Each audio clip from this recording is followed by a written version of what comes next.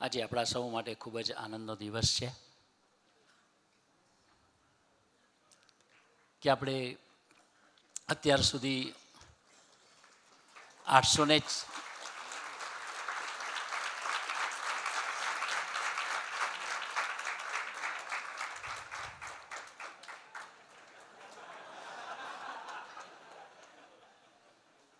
અત્યાર સુધી આપણે 804 અંબરીશો હતા. આજે બીજા 106 ઉમેરાયા, એટલે ટોટલ હરિહૃદય પ્રદેશમાં 910 અંબરીશોની સંખ્યા થઈ.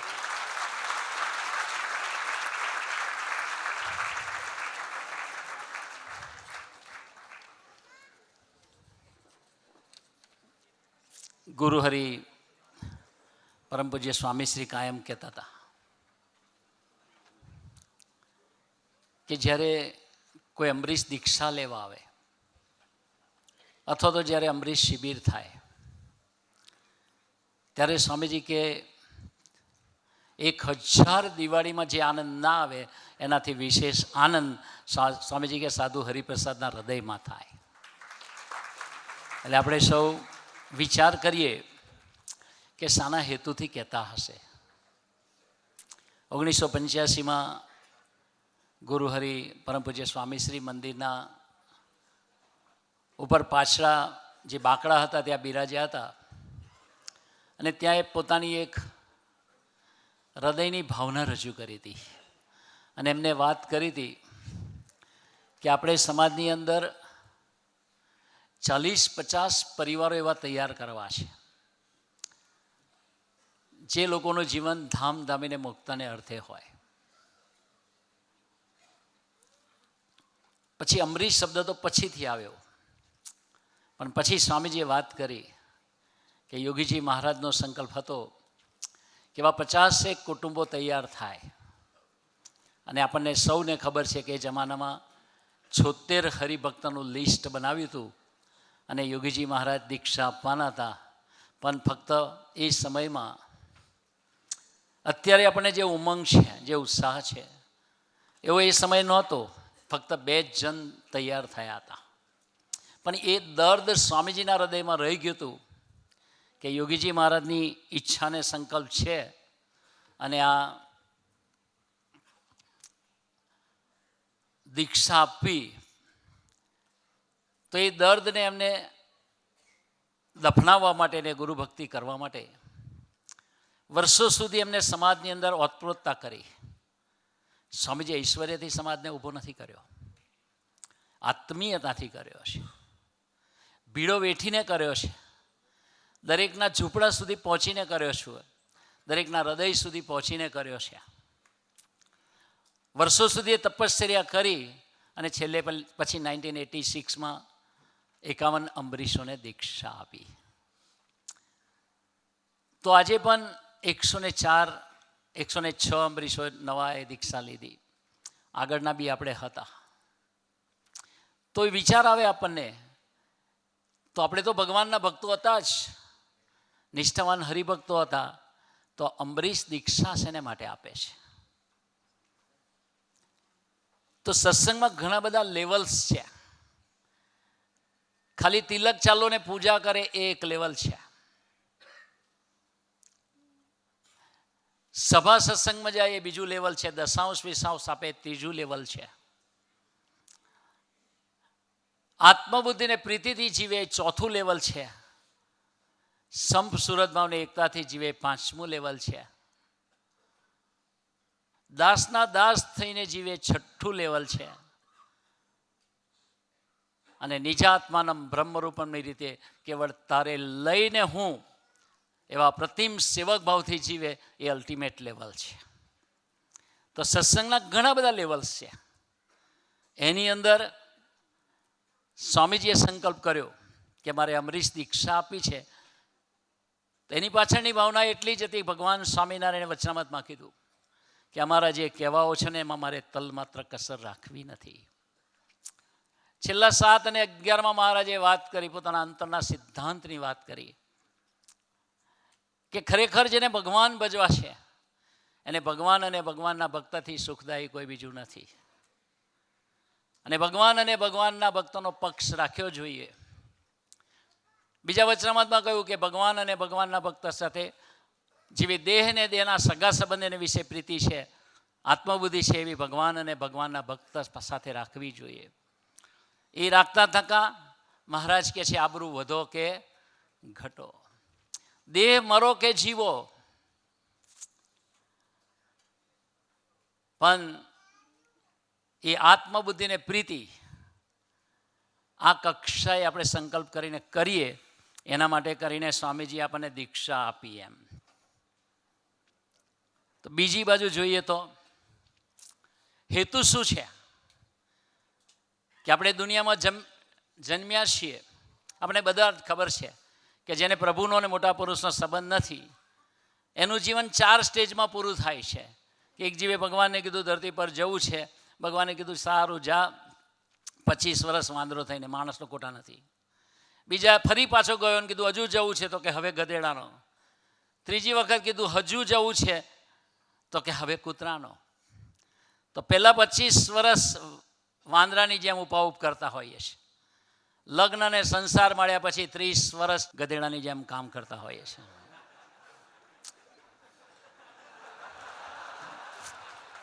આપણા સંસારના લાલન પાલન પોષપ માટે, અને છેલ્લા 10-15 વર્ષ કૂતરાની જેમ જે કાંઈ ભેગું કર્યું હોય એને સાચવવા માટે ભોં કરતા હોઈએ છીએ.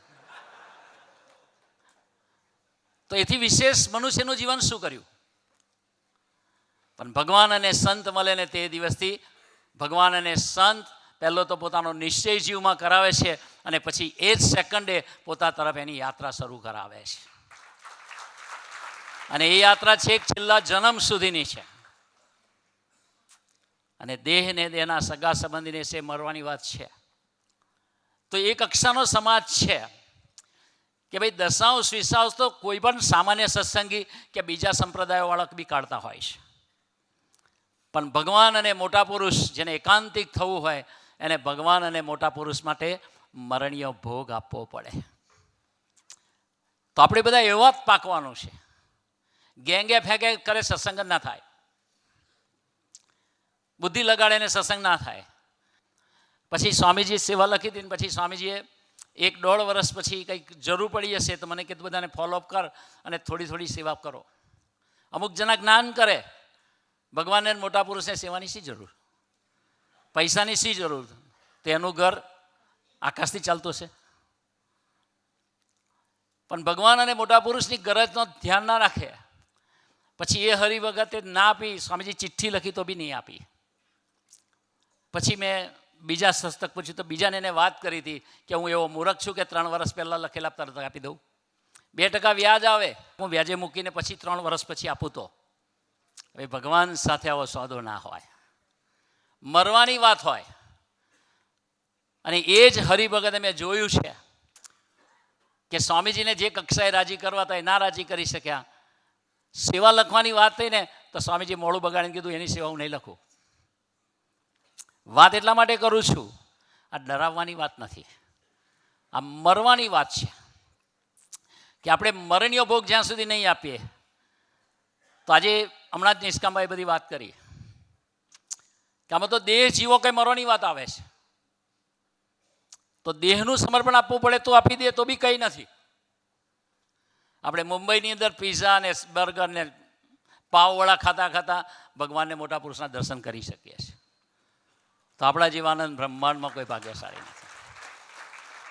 પણ આ વાત આપણે સમજવાની કોશિશ કરીએ કે જ્યારે ભગવાન અને મોટા પુરુષ રાજી થવા માટે ધરતી પર આવ્યા છે તે પોતાનો અભિપ્રાય દેખાડે છે. કે સ્વામીજીએ ઘણી બધી વખત એમને બધા નવા પ્રોજેક્ટ કર્યા, બધું ઘણું બધું કર્યું એમ. પણ આ ભગવાન અને મોટા પુરુષ છે, આ બાવા કે સંન્યાસી નથી. સ્વામીજી વાત કરતા હતા, સ્વામીજી કે હું આટલા બધા વર્ષો સેવા લખી હશે પણ હું કોઈ પૂછતો નથી તમે કેટલી આપી, મને કેટલી સેવા, તમે કોઈ ગયા હોય ને ભેટ કેટલી આપી. સ્વામી કે અમે ભગવાનના છીએ. સ્વામીજી તો યુવક તરીકે નાના હતા ત્યારે પણ એમના બનેવીએ કહેલું અને એમના ખિસ્સામાં 500 રૂપિયા એ જમાનામાં મૂકી દેતા હતા. પણ 10-15 દિવસ મહિના પછી એમના બનેવી ચેક કરે તો પૈસા એટલા ને એટલા જ હોય. પછી પ્રભુદાસને પૂછ્યું, પ્રભુદાસ તમે પૈસા નથી વાપરતા? પ્રભુદાસ કે જરૂર પડે તો વાપરું છું. તો આ મૂક્યા છે ને કેમ નથી વાપરતા? ત્યારે પ્રભુદાસભાઈએ જે જવાબ આપ્યો હતો એ આપણા સૌનો જવાબ હોવો જોઈએ કે મારે જ્યારે જેટલા પૈસાની જરૂર હોય ને એટલે હું ભગવાન પાસે માગું છું. સમય કે અમે તો ભગવાનના બળે ને ભગવાનના આશરે જીવનારા છીએ, છતાં એ પુરુષ ગરજ રાખી અને સેવા શું કામ લખતા હશે? બે ચાર પ્રસંગોની વાત છે કે અમે કેનેડા હતા અને સેવા લખતા હતા, તો ત્યાંના ભગવદીએ કંઈક સેવા લખી નાખી જયંતિભાઈ, અને પછી સ્વામીજીને મળવાનું થયું. પછી સ્વામીજીને વાત કરી કે સ્વામી ભીડો ના પડે ને, અમને જયંતિ બાપાએ જ અમારી લખી નાખી. સ્વામી કે ચિંતા ના કરીશ. પણ સ્વામીજી એટલો બધો રાજીપો દેખાડ્યો. સ્વામીજી કે હું તને આખી જિંદગી, સ્વામીજી એવું ના બોલ્યા યાદ કરીશ, તું મને આખી જિંદગી યાદ આવીશ. એનું નામ સંબંધ કહેવાય. કે ભગવાનને મોટા પુરુષને તો આપણે બધા યાદ કરીએ, ગરજ છે જઈએ ક્યાં? પણ ભગવાનને મોટા પુરુષ જેને માને ને કે આ મારો છે તેનું કામ થઈ ગયું કહેવાય. સ્વામીજીએ કહ્યું કે હું તો તું મને કાયમ યાદ આવીશ. પછી છેલ્લે કીધું કે સ્વામીજીનું લગ્ન બાકી છે, સ્વામી કે એનું લગ્ન હું કરાવીશ. એ જમાનામાં એની પાસે ઘર નહોતું, તો બી સ્વામીજીએ ખાલી $5,000 $10,000 ડાઉન મૂકી અને $1.25 લાખ ઘર 40 જણને લઈ આપ્યું હતું. બધા જ હરિભક્તોને ડીલ કરાવડાવી હતી. એ જ હરિભક્તોના એ જ ઘર 20-25 વર્ષ સેવા કર્યા પછી એના એક ઘરની કિંમત $8 લાખથી $1 મિલિયન થઈ ગઈ. આજે 80 હરિભક્તોના ઘર $2-2.5 મિલિયન છે. ભગવાનને મોટા પુરુષ તો દેના બેંક છે, એ કોઈનું રાખતા નથી. આ કૃષ્ણભાઈ એની બેંક ઇન્ટરેસ્ટ વગર નહીં આપતી હતી, આજથી 20 વર્ષ પહેલાં, 25 વર્ષ પહેલાં. પણ ત્યારે એને સંકલ્પ કરેલો કે જ્યાં સુધી મુંબઈની ધરતી પર ઠાકોરજીનું અને સ્વામીજીનું ઘર ના થાય ને ત્યાં સુધી મને ઘર લેવાનો અધિકાર નથી. આવી એક ઉદ્દાત અને સમર્પણની ભાવનાથી જીવનાર એક આખો સમાજ સ્વામીજી તૈયાર કર્યો. પણ વાત એટલી કરવી છે એમ કે ભગવાન અને મોટા પુરુષ પાસે જેટલું આપણું હૃદય શુદ્ધ હશે એટલા આપણે સર્વોપરી નિમિત્ત બનીશું. જ્યારે વર્ષો પહેલાં રોહનભાઈની સેવા લખતા હતા જુહુ મંદિરે સ્વામીજી, ત્યારે રોહનભાઈ સહજતાથી બોલ્યા હતા કે સ્વામી 32 વર્ષના થયો ત્યાં સુધી તમે જ મને ખવડાવ્યું છે.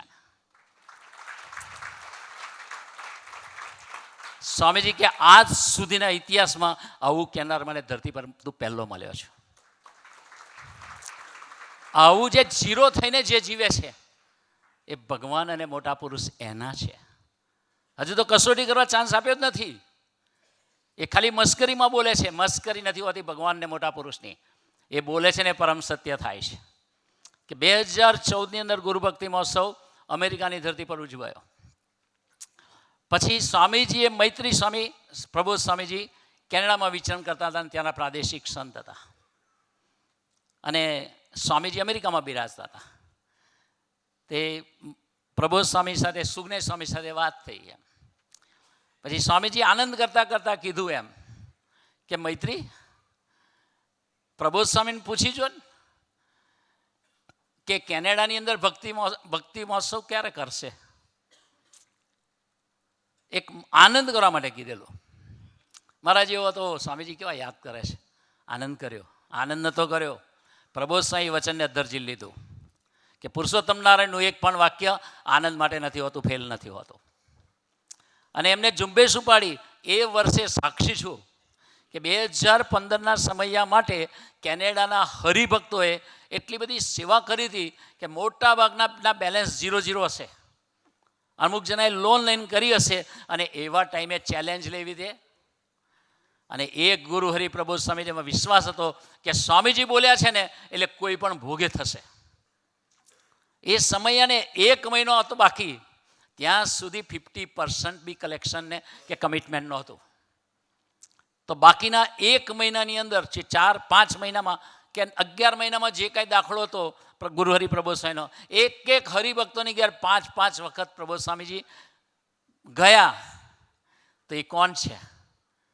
જે આપણે જ્ઞાન કરીએ છીએ એને પૈસાની શી જરૂર છે? શાસ્ત્રીજી મહારાજના વખતમાં એક સાધુ ગરમ થાળ ધરાવતો હતો. તે ગરમ કઢી ધરાઈ. શાસ્ત્રી મહારાજ કે ઠંડી તો કરવી હતી ને, પણ પેલાના મનમાં એમ છે ભગવાન તો ચિદાકાશનું સ્વરૂપ છે, એને શેનું ઠંડુ ગરમ હોય. શાસ્ત્રીમાં એની જ આંગળી લઈને કઢીમાં નાખી દીધી ગરમ. સ્વામી ક્યાં સમજાવે નહીં. તો એ ભગવાનનું સ્વરૂપ કોને કહેવાય? કાર્યની 8 ને મધ્ય 42 વચનમાં વાંચીએ, સગુણ અને નિર્ગુણ સ્વરૂપ અને સગુણ અને નિર્ગુણ ઐશ્વર્ય. સગુણ અને નિર્ગુણ ઐશ્વર્ય એટલે શું? ભગવાન સ્વામિનારાયણનો કે અહીંથી અનંત બ્રહ્માંડના અનંત જીવને અનંત લોકને પ્રકૃતિ પુરુષ સુધી બધાને લઈ કરે અક્ષરધામ સહિત, અને પોતાના રૂવાડાના કરોડમાં ભાગમાં આ બધાને 1 સેકન્ડના ભાગમાં લીન કરી અને ધારણ કરી શકે એ ભગવાન સ્વામિનારાયણનું સગુણ ઐશ્વર્ય. અને ક્ષુદ્રથી ક્ષુદ્ર જીવ, અનંત બ્રહ્માંડના બધા જીવનો કચરો એક જીવમાં ભરાયેલો હોય એને 1 સેકન્ડના લાખમાં ભાગમાં શુદ્ધ કરી અને ભાગવતી તણું આપી અને અક્ષરધામ બેસાડી દે એ ભગવાન સ્વામિનારાયણનું નિર્ગુણ ઐશ્વર્ય. એવી જ રીતે ભગવાન સાકાર બ્રહ્મનું સગુણ સ્વરૂપ. સગુણ સ્વરૂપ એટલે મોટા મોટું, અને મોટા મોટું એ છે અક્ષરધામ. એ અધોઉર્ધ્વ પ્રમાણે રહિત છે, બિયોન્ડ ડાયમેન્શન્સ. અને બીજું નિર્ગુણ સ્વરૂપ એટલે એ એટમ છે, એની અંદર ઇલેક્ટ્રોન, ન્યુટ્રોન, પ્લુટોન છે, એ ફરે છે ને જ્યાં સ્પેસ છે ને ત્યાં બી અક્ષર બ્રહ્મ છે. તો એ અક્ષર બ્રહ્મનું સ્વરૂપ કેવું હશે? ઇવન આ બ્રહ્માંડ છે ને એની રેડિયસ આ બાજુથી આ બાજુ જઈએ ને તો 93 અબજ લાઇટ યર્સ છે. અનકાઉન્ટેબલ કહેવાય કમ્પ્યુટરથી પણ. અને એવા તો અનંત બ્રહ્માંડ જેના રૂવાડે ઉડતા ફરે ને એવું ધામરૂપ અક્ષર છે. અને એ અક્ષર એનું મૂર્તિમાન સ્વરૂપ આજે આપણી સામે બેઠા છે.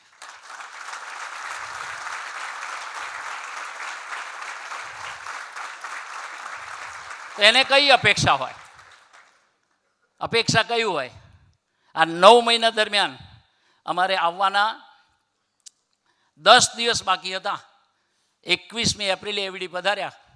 એના 10 દિવસ પહેલાં ખેડા ડિસ્ટ્રિક્ટનો એક વ્યક્તિ, હમણાં સર્વમસાઈના પ્રવચનમાં સાંભળ્યું, 10 વીઘા જમીન અર્પણ કરવા પ્રબોધ સ્વામી પાસે આવ્યો.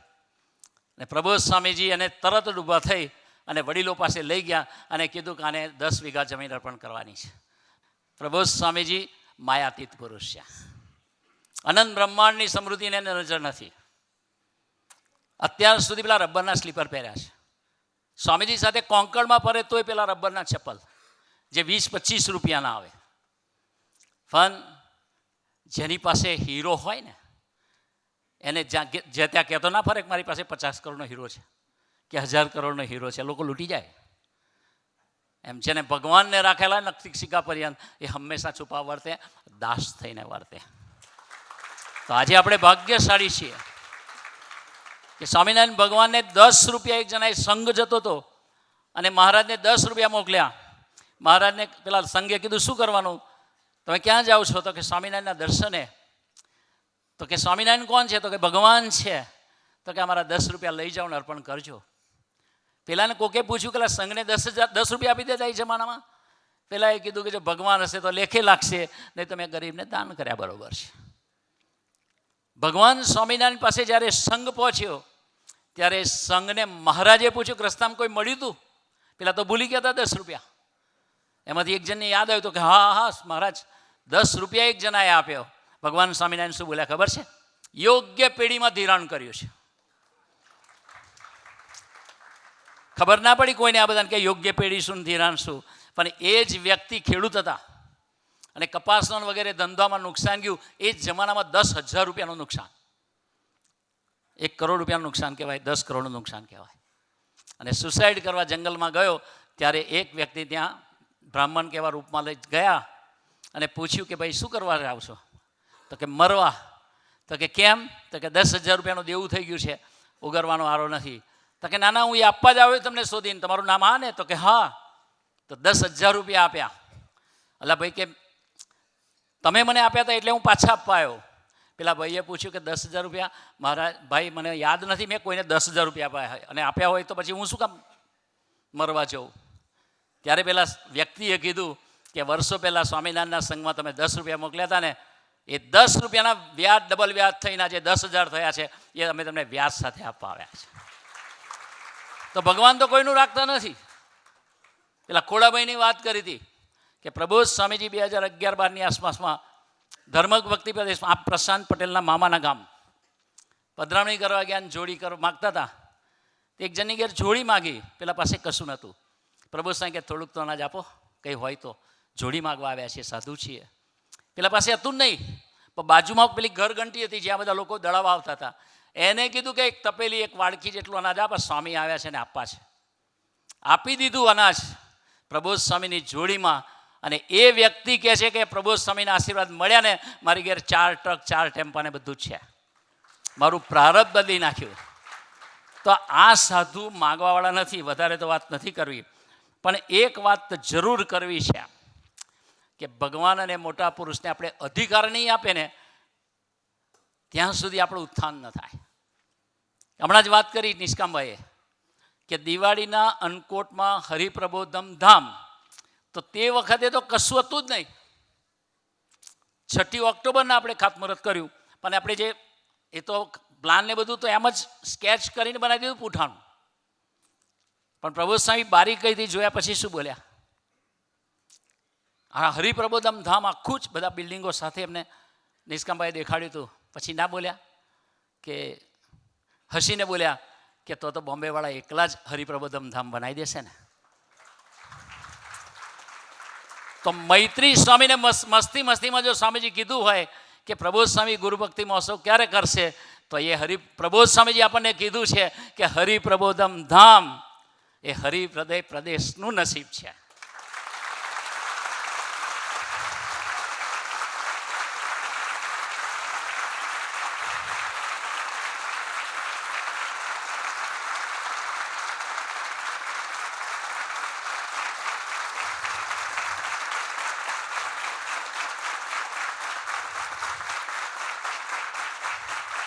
આપણે થાળી પાડીને એક ટાઈમે સંકલ્પ કરવાનો કે જેમ કૃષ્ણભાઈ લોકોને કીધું સ્વામી કે દશાંશ, તમે દશાંશ વિશાંશ આપો. ત્યારે કૃષ્ણભાઈ લલિત કાકાએ સ્વામીજીને કીધેલું કે સ્વામી દશાંશ તો તમારે અમને આપવાનો હોય, બાકી 90% તમારું હોય. આવી નિષ્ઠાને ભક્તિથી આપણે જીવીએ તો ગુરુહરિના હૃદયમાં સ્થાન મળે. અને બીજી બાજુ એવું બી નથી કે આપણું લઈ લેશે ને આપણે ભિખારી થઈશું. કદાચ ના હોય એની ચિંતા નથી, આપણી પાસે ના હોય પણ હૃદય હોય ને તો ભગવાન આપણી ભાવનાને સ્વીકાર લે છે અને એને આપતા વાર બી નથી લાગતી. દહીસરમાં કે તું કેટલું કમાય? પેલો કે 13, એટલે 13 લાખ વર્ષના. પ્રભુ સાહેબ કે 30? પેલા એ ફરીને કીધું સ્વામી 13. પ્રભુ સાહેબ કે 30? એટલે મેં કહ્યું ભાઈ ત્રીજી વખત શું કામ બોલાવડાવે છે? એ બોલે 22.25 અને હકીકતમાં 1-2 મહિના પછી એને એવી જોબ મળી 30 લાખ જોબ એની. સ્વામીજી કહેતા હતા સૂર્ય કદાચ એનો પ્રકાશ છોડી દે પણ યોગીજી મારું વચનની સત્યતા ના છૂટે. એમ આવા જે પુરુષ મળ્યા છે આપણે, તો આપણે એના ગમતામાં વર્તવું છે. હજુ તો આપણી કોઈ કસોટી નથી કરી. હજુ તો આપણું મન આપણું બદમાશી કરાય છે. હોય ને આપવાનું મન ના થાય એનું કારણ શું છે? કાલે મારું શું થશે? અને એ જે વિચાર આવે છે ને નિષ્ઠાની કચાશ છે. અને ભગવાન આપણને એવી નિષ્ઠામાં લઈ જવા માગે છે. આ અનિલ મુખી, એને વર્ષો સુધી, સાહેબ ઓળખો છો ને, તમારા મિત્ર થાય, તમારી બાજુના ગામના, વર્ષો સુધી એને કસોટી કરી છે. એટલા બધા દેશકાળ, કદાચ 30 વર્ષ દેશકાળ રાખ્યા હશે. એની 2 દીકરીને 1 દીકરો, એટલા બધા દેશકાળમાં રાખ્યા. પછી અનિલ મુખીએ સ્વામીને કીધું સ્વામીજી તમે બધાને પૈસા આપો છો, અરે મને તો આપો. સ્વામી કે ના. હેતુ શું હતો? કે એમને પૈસા આપે ને એના દીકરા દીકરીને સુખી કરે. સ્વામીજી શું વાક્ય બોલ્યા ખબર? મુખી તારા વિરલને હું છે ને રૂપિયામાં નવડાવી દઈશ. આજે એ વિરલ જે પેલી બેંક છે, કઈ બેંક? વેલ્સ ફાર્ગો, એની અંદર એટલી મોટી પોઝિશન પર છે, 250 ધોળિયાઓ અને એમ્પ્લોયના હાથ નીચે કામ કરે છે. $2.5 મિલિયન ઘરમાં રહે છે. વિશેષતા એ છે કે આટલા બધા પૈસાના આટલી મોટી પોઝિશન એ છોકરાના જીવમાં જાણપણું નથી કે હું બોસ છું. એ નાના હરિભક્તનો દાસ થઈને જીવે છે, સરળ થઈને જીવે છે, બિયોન્ડ કોન્શિયસ જીવે છે. અને આજે એની વાત જે સાંભળે એનું જીવનનું ડેસ્ટિનેશન ક્લિયર થઈ જાય. કે હમણાં જ આપણે ત્યાંથી બધા દીકરાઓ ટ્રાન્સફર થયા છે, પછી દીકરાઓ વાત કરતા હતા કે વિરલભાઈની ગોષ્ઠી અદ્ભુત છે. વાત કહેવાનો મતલબ શું છે કે છેલ્લી વાત કરવી છે કે ભગવાન અને મોટા પુરુષ કસોટી કરે. એટલે શાંતુભાઈ મારા મિત્ર છે, pioneer of the USA. Shantubhai ને પ્રવીણ સોલંકી 2 જ હતા શરૂઆતમાં, 1985 પહેલાં. આજે 20,000 એડ્રેસ હશે, ચારે બાજુ સેન્ટરોનો સત્સંગ ચાલે છે. પણ એ શાંતુભાઈને 2007 પહેલાં 7 બિઝનેસ હતા, 7 સ્ટોરો હતા, પૈસાની રેલેમછેલ હતી, 2 હાઉસ હતા, પેડઅપ હાઉસ હતા, એ ટાઈપની પરિસ્થિતિ હતી. પણ ભગવાને જ્યારે એને કસોટીમાં લીધા, ઘર બિઝનેસ બધું ખલાસ, ગાડીઓ બાડીઓ બધું જ. એને ચિરાગભાઈ ઠક્કરે સ્વામીજીને કીધું કે સ્વામી એક સેવા આપો, શાંતુભાઈના પરિવારની હું સેવા કરું, મારા ઘરે મોકલો બસ. સ્વામીજીની આંખમાં ત્યારે આંસુ આવી ગયા હતા. અને શાંતુભાઈના ઘરે રાખ્યા તો બી એના ખિસ્સામાં $1 નહીં. અમારી સાથે આવે ને તો પેટ્રોલ ભરવાના પૈસા નહીં. અમે કનેક્ટિકટ ગયા હતા ને તો $1 એની પાસે નહોતો. પેલો ટોલમાં નાખવાનો હતો. પેલો બલદેવસિંહ કરીને પંજાબી હતો, એને કહ્યું કે હું આપું છું શાંતુભાઈ, પેટ્રોલ બી હું નાખાઈ દઈશ. પણ એ વ્યક્તિની નિષ્ઠા કેટલી બધી હતી. તો એ નિષ્ઠા દ્રઢ કરવા માટે એને કસોટી કર્યા. એક જમાનામાં ભગવાન સ્વામિનારાયણ પરમહંસ હતા અને હૃદયનું પાત્ર એવા પરમહંસ હતા, સર્વનિવાસાનંદ. પણ હજુ સાફસૂફી કરવી હશે તો એને કસોટીમાં લીધા. જ્યારે એના દેશકાળ પૂરા ચાલે અને ક્લાઇમેક્સ પર પહોંચ્યા પછી થોડા હળવા થયા. તો સ્વામીજી કહે, સાંધુ તને યાદ છે 2007ની અંદર બપોરે 2:30 વાગે તને બોલાયો હતો, 2:15 વાગે પરમની અંદર, ત્યારે પારસીપની મંદિરમાં પરમ બિલ્ડિંગ હતું નાનકડું. તો કે હા સ્વામી. તો કે તે વખત મેં તમને ધૂન કરાવી હતી, હું કિશોર ને અશોક બધા હતા તે. તો કે હા સ્વામી. કે મેં તે વખતે સંકલ્પ કરેલો કે શાંતુ તને મહારાજ હવે તળિયા ઝાટક કરી દે અને રોડ પર લાવી દે. પાડી શકો તાલી? કઈથી તાલી પડે? આપણે પ્રબોધ સ્વામી આવું તો કરતા નથી. ગુરુહરિ કરે છે આવું. આ કૃષ્ણાભાઈએ પતંગ પર લખેલું કે સ્વામી અમને લૂંટાવી દો, અમારે કપાવવું પડે તો કપાવવા તૈયાર છે, લૂંટાવવું પડે તો લૂંટાવવા તૈયાર છે, અમને આત્મીય બનાવજો. પ્રબોધ સ્વામી એ જ પતંગ પર આશીર્વાદ લખ્યા. આપણે લૂંટાવાની બી જરૂર નથી, કપાવવાની બી જરૂર નથી. હે મહારાજ અમને દાસના દાસ બનાવજો. મતલબ શું કે મારે પતંગ કોઈની કાપવી નથી, મારે કોઈને લૂંટવા નથી, મારે તો બધાને દાસના દાસ બનાવવાના છે. અને જે દાસના દાસ થાય ને એ તો ભગવાનના હૃદયનું પાત્ર થઈ જાય. અને ભગવાનના હૃદયનું પાત્ર થાય એને રૂપિયા માટે ફાંફા મારવાના ના હોય. એનું કામ ભગવાન નિરંતર ચલાવતા હોય છે. આ વાત એટલા માટે કરી, ગુણાત્યાન સાંઈ વાતમાં બી લખ્યું છે એક કે 5મા કલ્પની 13મી વાત, ભગવાન સ્વામિનારાયણ હરે તમારા માટે છે. ભગવાન આપણી બાયડી બળાત્કારે લઈ જાય તથા છોકરાને લઈ જાય અને દોષ ના લેવાય તો સ્વરૂપનું જ્ઞાન થયું કહેવાય, એવાનો મોક્ષ થઈ ચૂક્યો. તો ભગવાનને મોટા પુરુષ આ બધું લેવા આવ્યા છે ના. આ કક્ષાની ક્લાઇમેક્સ કસોટી કરે અને છતાં નિર્દોષ બુદ્ધિ ના જાય, નિશ્ચય ના જાય, એનું નામ મહાત્મા જ્ઞાને સહિત નિશ્ચય કહેવાય. અને આપણે એવા સિંહ પાકવું છે કે આપણી છાતી એ કક્ષાએ આપણે લઈ જવી છે. આપણા જીવમાં એક કક્ષાનો શ્રદ્ધાનો વિશ્વાસ દ્રઢ કરવો છે કે પ્રબોધ સ્વામીને રાજી શું કામ ના થાય.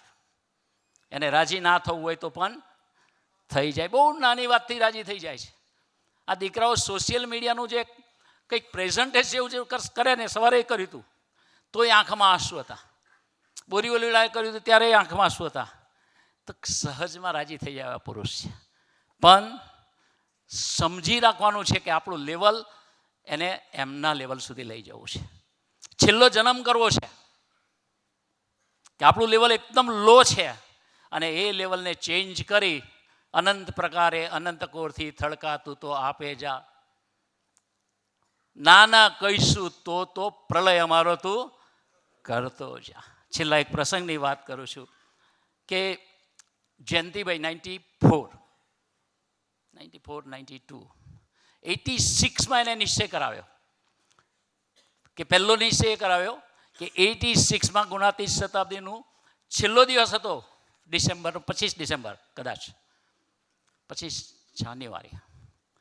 તો તે દિવસે રાતના એને મધ્ય 13 પ્રમાણે સ્ટેજ ઉપર અક્ષરધામનું દર્શન કરાયું અને સ્વામીજીને સાક્ષાત પુરુષોત્તમ નારાયણ તરીકે અક્ષરધામનું એને દર્શન કરેલું. અને બીજા કે ત્રીજા દિવસે સ્વામીજી વિચરણમાં લઈ ગયા ત્યારે એને સંકલ્પ કર્યો કે મારે સ્વામીજીના હાથે કંઠી પહેરવી છે, પણ નારાયણ દરે જ પહેરવી છે અને સ્વામીજીના ગળાની કંઠી જ પહેરવી છે. પણ કોઈને કહ્યું નહોતું. અને સ્વામીજીએ ત્યાં ગળા પર હાથ ફેરીને કીધું, જયંતિભાઈ વર્તમાન નહીં ધરાયા છો? તો કે ના સ્વામી. તો કે ચાલો ધરાવી દઈએ. ધરાવી દીધું. બીજી સંતોએ કંઠી બી કાઢી. એ સ્વામીજી વાતે વળગ્યા. પેલાને થયું કે બીજો સંકલ્પ તો પૂરો નહીં થાય. પછી કે ના ઉભા રહો, મારી કંઠી આપો. એમ કરીને સ્વામીજી પોતાની કંઠી પહેરાવી હતી. આ તો નિશ્ચય કહેવાય, સત્સંગની શરૂઆત. પણ એ જ જયંતિભાઈને 94ના સમયા વખતે સ્વામીજીએ કિશોરભાઈને ફોન કર્યો. ત્યારે એની જોબ 1 મહિના પહેલાં છૂટી ગઈ હતી. સ્વામી કે જયંતિભાઈને કહો કે ઘર વેચી દે, દેવું ચૂકવી અને બાકી બધી સેવા લખાઈ દે અને સીધા ઇન્ડિયા આવી જાય. ઇન્ડિયા આવ્યા, ઘર વેચાઈ ગયું, એનું દેવું ચૂકવી દીધું, ઠાકોરજીની બધી સેવા આપી દીધી, આવી ગયા. એ જ્યારે 2 મહિના રહીને પાછા જતા હતા ત્યારે એના ખિસ્સામાં $1 હતો. $1 30 વર્ષ પહેલાં ગયેલી વ્યક્તિ, 30 તો નહીં, આ 94 છે ને, હા લગભગ 20 વર્ષ 22 વર્ષ પહેલાં ગયા છે. આ પોતે ઓપ્ટિશિયન છે અને $1 ખિસ્સામાં. હવે સ્વામીજીને પૂછાવડાયું શું કરીએ? સ્વામી કે છોકરાઓને કોઈના ઘરે મોકલી દો ને તમે હું શું કરું? એટલે વાઈફને છોકરાઓને અલગ અલગ જગ્યાએ મૂકી દીધા અને અમને કીધું કે તારા સ્ટોર પર કામે લગાડ દે. કરવાનું શું? ઓપ્ટિશિયન હોવા છતાં -ડિગ્રીમાં 4 વર્ષ પીઝાની ડિલિવરી કરી. અનંત પ્રકારે અનંત કોરથી થડકા તું તો દેતો જા. એનું નામ નિષ્ઠા કહેવાય. સંકલ્પ નથી ઉઠવા દીધો કે સ્વામીજી મારું અહિત કરી રહ્યા છે. એટલું ઓછું પડ્યું. 4 વર્ષ મહેનત કર્યા પછી થોડીક વ્યવસ્થા થઈ. સ્વામી કે નાનું એટલું ઘર લો, એપાર્ટમેન્ટ લીધું, કંઈક લીધું, કોન્ડો લીધું, ખબર નહીં. તો હજુ લીધું ને સામાન ટ્રાન્સફર કરતા હતા. બીજે દિવસે રહેવા જવાના હતા. સ્વામીજી કે માળ હસબન્ડ વાઈફને 2 છોકરાઓ ભેગા થતા હતા. સ્વામી કે એને કે અમેરિકા વિચરણમાં જાય. 15 દિવસ વિચરણમાં ગયા અને ત્યાં સુધી આખા સમાજમાં વાત ફેલાઈ ગઈ કે જયંતિભાઈ તો બિચારા ખલાસ થઈ ગયા અને સગા સંબંધીઓ બધા જ પાછળ પડી ગયા કે સ્વામિનારાયણમાં ગયા ને એટલે તમે ખલાસ થઈ ગયા. જયંતિભાઈનો આનંદ નહોતો ગયો. અને આ વાત જ્યારે સ્વામીજીને કિશોરભાઈએ કર્યું કે સ્વામી અમારા સમાજવાળા બધું આવું બોલે છે, ત્યારે સ્વામીજી કે જયંતિભાઈને કંઈ થાય છે? તો કે ના.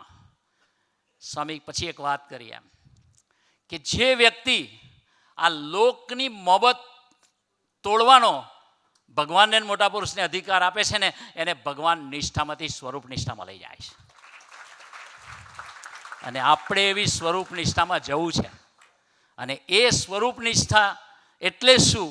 એ જયંતિભાઈના અનુભવની વાત કરતાં બોલે છે કે હું બોલી નથી શકતો, વર્ણવી નથી શકતો. એટલો બધો મને સુખનો સ્તોત્ર મારા હૈયામાં છે. મહિમાનો ફ્લો એટલો બધો છે કે રાતોની રાતો ઊંઘ ના આવે. અને રાતે કદાચ સૂઈ ગયો તો જે વિચાર મારો અટકેલો છે અને ઉઠું ને એ વિચારથી પાછો બીજો મહિમાનો વિચાર સ્ટાર્ટ થઈ જાય.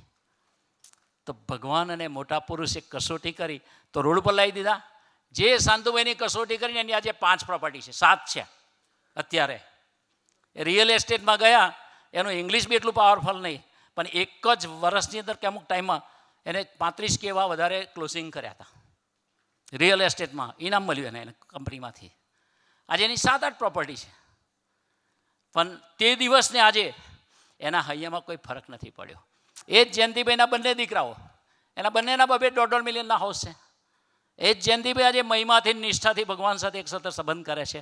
પણ એ ડ્યુરિંગ ધ ટ્રાન્સફોર્મેશન, એ ડ્યુરિંગ ધ કસોટી, ડ્યુરિંગ ધ આત્માની સાફસૂફી એ વખતે ભગવાનને મોટા પુરુષને સાથ આપી દીધો, અને એ વખતે ભગવાનને મોટા પુરુષનું વચન નીચે ના પડવા દીધું, ત્યારે એનું આત્માનું ઉત્થાન ભગવાને કૃપાએ કરીને કર્યું.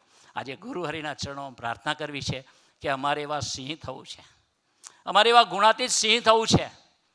ગુરુ હરિનું દર્શન નિરંતર કરીએ જ છે કે આવા પ્રસંગની અંદર એક સદગુરુને એના શિષ્યએ પૂછ્યું કે આ પ્રબોધ સ્વામી બધા ગુણાતીત કે છે, અક્ષર બ્રહ્મનું સ્વરૂપ કે છે, એનું કેવું સમજવું? પેલા સદગુરુ કે એકી સાથે 250 જન ત્યાગી સમાજ કશું વિચારે વગર પોટલા લઈને જે સાધુની પાછળ પડે ને એ સામાન્ય ના હોય. તો આપણે હમણાં બધી વાત કરી કે આ રીતે સાકાર બ્રહ્મનું સ્વરૂપ છે. અરે 80,000 હરિભક્તોને કહેવા નથી ગયા કે આ પ્રબોધ સ્વામી કોણ છે. 80,000 હરિભક્તોને સ્વામીજીએ ગુરુ હરિની ગોદમાં મૂકી દીધા. તો એને ગોદ તો મૂકી અને નાના છોકરાને નિશ્ચય કરાવી દીધો કે જે મળવાનું તે મળી ગયું, અને હરિપ્રસાદ સ્વામી ધરતી પરથી ગયા જ નથી. તો આજે ગુરુ હરિના ચરણો પ્રાર્થના કરવી છે કે અમારે એવા સાચા અમરીશ થવું છે કે ધામ દામીને મુક્તને અર્થે મરવું છે, તમારા માટે મરવું છે. હરિપ્રબોધમ ધામ એટલું શું? જિંદગીનો છેલ્લો શ્વાસ ચાલે ને ત્યાં સુધી તમારા કાર્યમાં મારે નિમિત્ત બન્યા કરવું છે, તમારા થઈને જીવવું છે, તમારા હૃદયનો પ્રસન્નતા લેવી છે. તો આજ અમને સૌને એવા બળબુદ્ધિ અને શક્તિ સૌને પ્રદાન કરજો. એ જ પ્રાર્થના સહજાનંદ સ્વામી મહારાજની છે.